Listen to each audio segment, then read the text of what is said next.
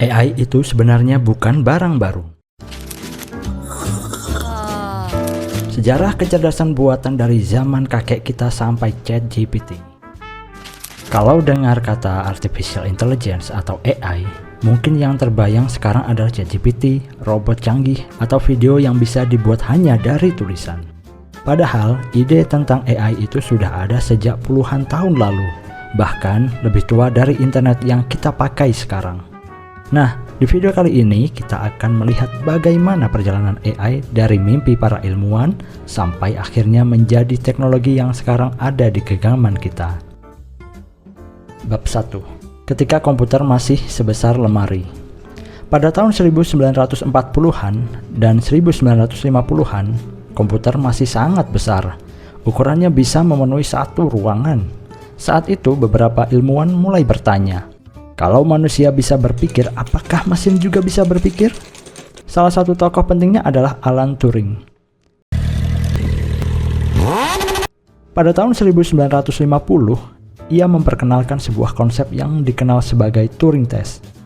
Sederhananya, jika manusia tidak bisa membedakan apakah ia sedang berbicara dengan manusia atau mesin, maka mesin tersebut bisa dianggap memiliki kecerdasan.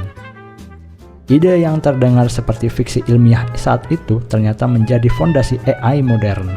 Bab 2. Lahirnya istilah AI. Tahun 1956 menjadi momen penting. Sekelompok ilmuwan berkumpul dalam sebuah acara yang dikenal sebagai Dartmouth Workshop. Disinilah istilah Artificial Intelligence pertama kali digunakan secara resmi. Mereka optimis. Bahkan ada yang memperkirakan bahwa dalam beberapa dekade, mesin akan mampu berpikir seperti manusia. Sayangnya, kenyataan tidak semudah itu. Komputer pada masa tersebut masih sangat terbatas, memori kecil, kecepatan lambat, dan data yang tersedia juga sangat sedikit. Bab 3. Masa suram AI. Memasuki tahun 1970-an hingga awal 90-an, perkembangan AI berjalan lambat. Banyak janji besar yang tidak berhasil diwujudkan.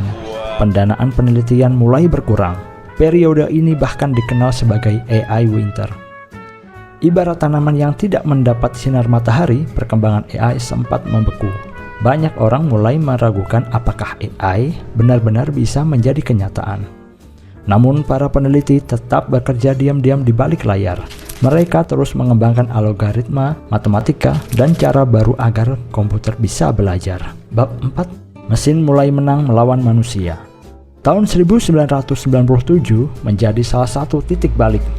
Komputer bernama IBM Deep Blue berhasil mengalahkan juara dunia catur Garry Kasparov. Dunia terkejut. Untuk pertama kalinya, sebuah mesin mampu mengalahkan salah satu pemain catur terbaik dalam sejarah. Meski belum benar-benar cerdas, peristiwa ini menunjukkan bahwa komputer mampu menyelesaikan tugas yang sebelumnya dianggap hanya bisa dilakukan manusia. Bab 5. Ledakan data dan internet.